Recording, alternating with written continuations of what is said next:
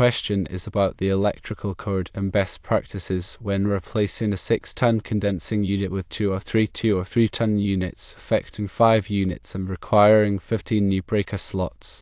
The electrical load is not an issue, but the number of spare breaker slots is limited, and there is insufficient space for a sub-feed panel. The main question involves the permissibility of using the previously specified 60 amp circuit breaker and number 6 conductors to feed a disconnect, then sub-feeding individual units, each with their own 30 amp disconnect. The run from the electrical panel to the disconnect is 50 to 60 feet. NEC 408.20 addresses circuit breakers as disconnects, stating that disconnects for motor circuits rated 100 amps or less can be branch circuit breakers. It also mentions combined overcurrent devices, allowing a single circuit breaker or fuse switch for both the motor circuit and disconnecting means. In this scenario, using a single 60 amp circuit breaker to feed multiple 30 amp disconnects may not comply with NEC 408.20, as it wouldn't provide overcurrent protection for each individual unit. There are other concerns beyond code compliance. Firstly, voltage drop. The 50 to 60 foot run of number 6 conductors could lead to significant voltage drop, particularly if the units operate simultaneously. Secondly, motor starting. Multiple units starting at the same time could cause voltage sag on the circuit, potentially hindering motor starting. Thirdly, maintenance. Isolating individual units for maintenance could become more difficult with a single disconnect. It's not recommended to use a single 60 amp circuit breaker to feed multiple 30 amp disconnects due to potential electrical code violations, specifically non-compliance with NEC 408.20, excessive voltage drop when multiple units operate simultaneously, potential motor starting issues due to voltage sag, and difficulties in isolating individual units for maintenance. Instead, consider these solutions. Firstly, installing a sub-feed panel in the electrical room, providing sufficient space for additional breaker slots. Secondly, upgrading the number 6 conductors to number 4 or number 2 to minimize voltage drop. Or thirdly, consider a motor control center, often abbreviated MCC, which is a dedicated panel offering individual disconnects and overcurrent protection for multiple motors. Going into more detail regarding NEC 408.20, it's important to consider the specific requirements for overcurrent protection of motor circuits. The National Electrical Code aims to ensure safety and prevent damage to equipment and property due to electrical faults.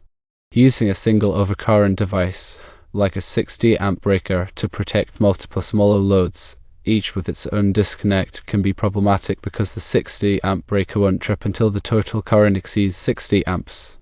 If one of the 30 amp units experiences an overload, say 40 amps, the 60 amp breaker may not trip, potentially damaging the unit or its wiring. Individual overcurrent protection ensures that each unit is protected against overloads and short circuits. Addressing voltage drop. Voltage drop is the reduction in voltage that occurs along a conductor due to its resistance. Excessive voltage drop can cause equipment to malfunction or operate inefficiently. The longer the conductor and the higher the current, the greater the voltage drop. Using number 6 conductors for a 50 to 60 foot run while feeding multiple air conditioning units can lead to significant voltage drop, especially when all units are running simultaneously. This can result in reduced cooling capacity, increased energy consumption, and potential damage to the motors. To mitigate voltage drop, consider using larger conductors, such as number 4 or number 2, which have lower resistance. You can use voltage drop calculators or consult electrical tables to determine the appropriate conductor size based on the load current, conductor length, and allowable voltage drop. Regarding motor starting issues, when a motor starts, it draws a high inrush current, typically several times its running current. This inrush current can cause a temporary voltage sag on the electrical system, affecting other equipment connected to the same circuit. If multiple air conditioning units start simultaneously, the combined inrush current can cause a significant voltage sag, potentially preventing the motors from starting properly or causing them to operate erratically. To address this, consider staggering the starting of the units or using soft starters, which gradually increase the voltage applied to the motor, reducing the inrush current. You can also ensure that the electrical system has sufficient capacity to handle the inrush current of all units without excessive voltage sag. Looking at maintenance considerations, using individual disconnects for each unit allows for easy isolation during maintenance or repairs. With a single disconnect feeding multiple units, it becomes more difficult to isolate a specific unit without shutting down the entire system. This can lead to increased downtime and inconvenience. Individual disconnects also provide a local means of disconnecting power for safety during maintenance. Regarding the sub-feed panel installation in the electrical room, installing a sub-feed panel provides dedicated breaker slots for each unit, ensuring individual overcurrent protection and compliance with the National Electrical Code. The sub-feed panel should be sized appropriately to handle the total load of all units, with sufficient spare capacity for future expansion. The sub-feed panel should also be properly grounded and bonded to ensure electrical safety. When increasing conductor size to minimize voltage drop, upgrading the conductors from number 6 to number 4 or number 2 reduces the resistance and voltage drop. The appropriate conductor size depends on the load current, conductor length, and allowable voltage drop. Consult electrical tables or use voltage drop calculators to determine the correct size. Also, ensure that the conductors are properly insulated and rated for the application and are installed in accordance with the National Electrical Code. Examining motor control centers or MCC. A motor control center is a dedicated panel that provides individual disconnects, overcurrent protection, and motor starters for multiple motors. MCC are typically used in industrial and commercial applications where there are many motors to control. MCC offers several advantages, including centralized control, individual motor protection, and easy maintenance. They can also include advanced features such as motor monitoring, diagnostics, and communication capabilities. In summary, using a single 60-amp circuit breaker to feed multiple 30-amp disconnects for air conditioning units is generally not recommended due to potential code violations, voltage drop issues, motor starting problems, and maintenance difficulties. Instead, consider installing a sub-feed panel, upgrading the conductor size, or using a motor control center to provide individual protection and control for each unit. Always consult with a qualified electrical engineer or electrician to ensure that the electrical system meets the requirements of the National Electrical Code and local regulations. Now let's delve deeper into the specific code sections and calculations to provide a more comprehensive understanding. NEC 408.20, as mentioned earlier, focuses on disconnecting means and overcurrent protection. It's essential to understand that the overcurrent protection device, typically a circuit breaker or fuse, must be sized to protect the conductors and equipment it feeds.